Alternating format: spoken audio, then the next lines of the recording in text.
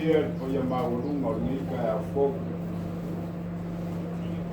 Alo foi mai whanunga lei, foi a maurunga o kakuainga sali a tau al kawa. O kou soifua o soko e le ngata o le basa a leala. Lea o kako whenai, wa pisina whai maoka re kumangei. Tio ai makua lua i a malarko. Naropa foi na fio mai o kakuainga sa ke un kahu. Pese le fio mai o lo fio mai le nga uko isa. O fio ma kuo. Wa ia apo mawarunga ia.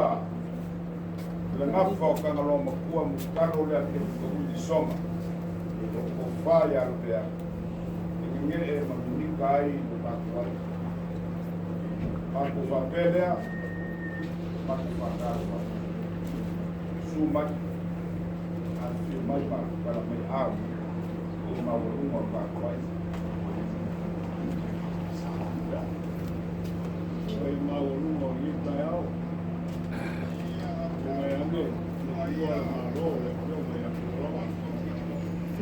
A si usu na fo. Wa, ngao. Ngao e wham, e inga sao malau. Ko iu, ma le whasau, ma le whakalenga le Lavea oi au, le riu le ku. E ia, e ke ngare foi, sunga ia la uru. Wa whasinga ma sa hilo ma iapa. Sa whale le kawa. Ka lauri ke popo oi au le kule. Ia, e ke ngare foi, po ia. A wafa le whakigei. Wale, le nukua ia kawhaiogo asi, kaku. Ia e kei ngare foi. Koe e usoli la urukai, ka makua muroli a malu. Ia, malu ia ki oi whaka. O ma kafa, barge kai au, kai ange pala au, ia lea kua. Lei o leo si e whai, upo ka whea. Ia, mungaku leo sa mako kala, kai ange ka whakafu. Yang oleh kau failo lupa, pakai kea, lupa kaya useng. Mengaku oleh sumai le ya kawa, Maria kawa. Sumai kau raga soi fua, kau boleh mori le mau. Oleh paya le awa le komo, le suai le ya kawa, le kawa falorong. O le paiale a wala ko whaori, ma le ko ua kula whare ko. Pai sa mako kala. Lea ngare mewa ku. O le ainga. O le a whai sa mako kala kau mor. A wala ka ko whiro inga li asu. Ronga ia rangi marangi. Lea leo ia kala aso mai. Lea ngo rangi ako. Ke kongo rangi po ye kafa rangi o wala ai. Al su mai la ole ya kawa, mare ya kawa. Su mai ka urama soi fua. Ele se makosi. Leo se makosi. Lea mo le fa nga wa lukelu. Sokai. E ala leo fa ya ko se makoka. Lea. Lea la ka fa ya ko. Sama ko fa mo mo e fa un pouco ao ar ka un fainga vai dentro le anga la wa al fiso la wa ko ai kasi al au ya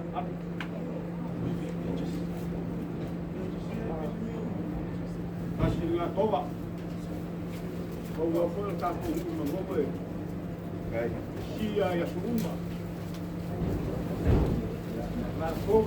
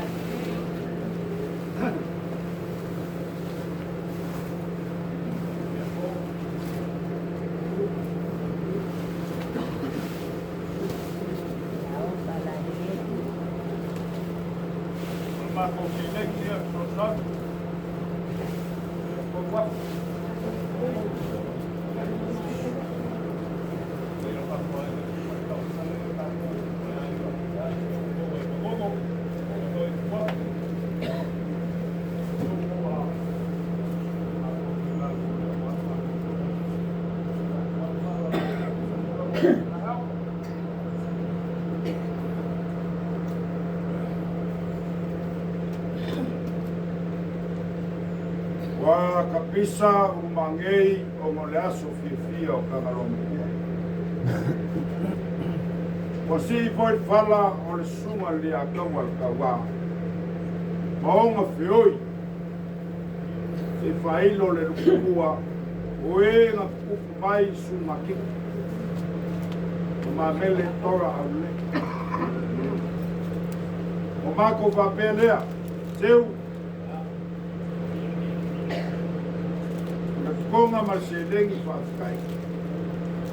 Lewa sila aku le Afioga i le kamsaa sa Tumanuvao. Afioga le lori a pai kumari whapea koe se mori maua lo mako kina. Lea kaua mania marokaku ainga. Leo lo e whakua i kumu i umu marokaku mauko i maupere kumo mamalie i whaloa. Pafkailo ko mga kumay sa kaupua lea wa. Alo mako kama. Leo koe fa lepot foe le mayo.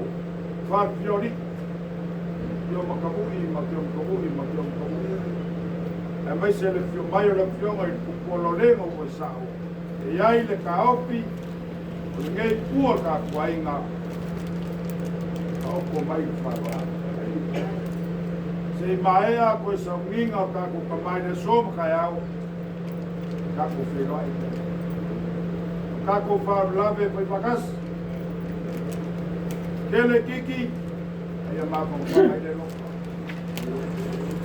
A kaua o se kua ura te mingei. E a kaua te kaua Maria. O se whalolonga lumo kako inga. Le su mai o oere. Neli makua sa li a kaua. E ao mamuka leo mea. Kia leo mea uma wal kako whamoi moe. Kako ka tenga iai. Mai le sua kako sunga li a kaua leo lo. Mai makalei pali makua kako ainga. Ai o mai o.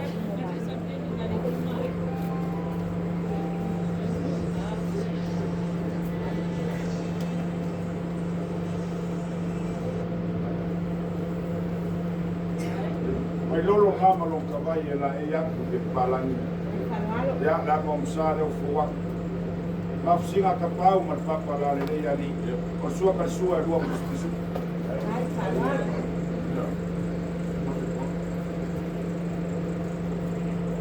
Miki leo ko mali e momori kwai.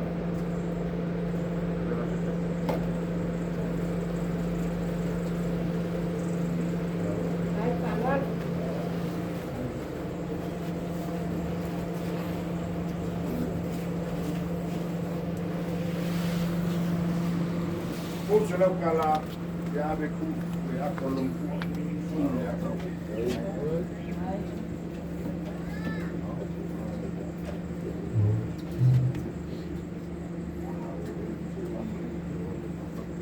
Sungari e kopo e lo maua. Ole kausi mkanga luenga. Kausi mkanga luenga. Lua se lau lea ni kausi mkanga luenga. Ea o ngā poi kako whiro ai laso ngi. Ea sila mai māku wai aku. Ea o mawaila e o mea ka wainga e ngoko wherwhatu. Lesi lea ri a kaua. Rau ko whanga e mose la. Mor ke mingi. Oko ke poli. Lava ka penga whangau a kangalong pua mukalo. Veri songa. Mori whango mo e pole whionga pa ki ori a kiongko. Mose lau lea lesi ri a kaua.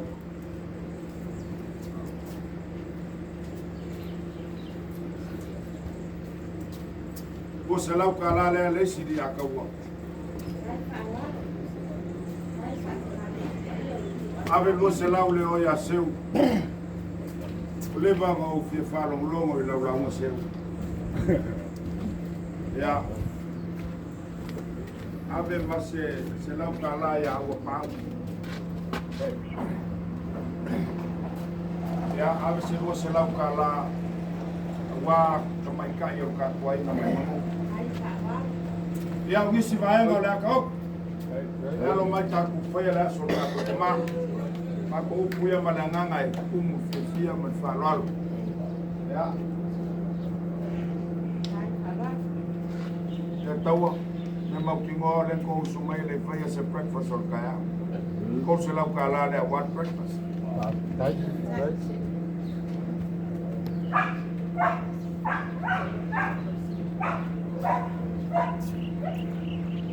E iai le ka auki whapea.